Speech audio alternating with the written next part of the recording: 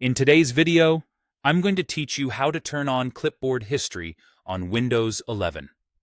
Clipboard History is a simple feature that can save you time by keeping track of the things you copy, like text snippets or images, so you can reuse them without jumping back and forth between apps. If you've ever copied one thing and immediately needed the thing you copied before it, this will be a game changer. Let's start at the desktop. Click the Start button, the Windows logo on your taskbar.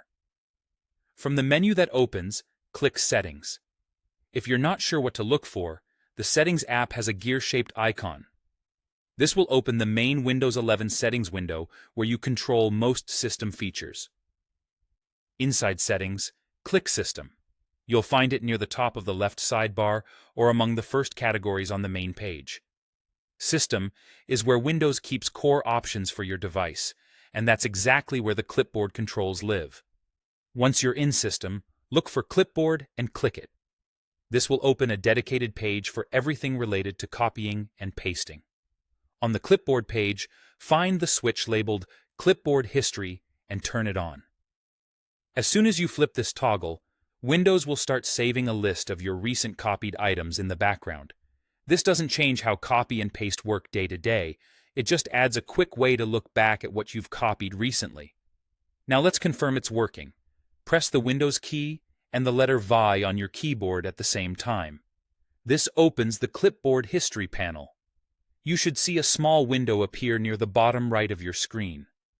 If you've just turned it on, it might be empty at first. And that's completely normal. As you copy items throughout your day, they'll start appearing in this list, with the most recent at the top. The next time you press Windows plus V, you'll be able to scroll through your recent copies and choose the one you need, instead of having to copy it again. A quick tip: anything you copy, like passwords or private text, can show up here, so be mindful of where you open the panel if others can see your screen.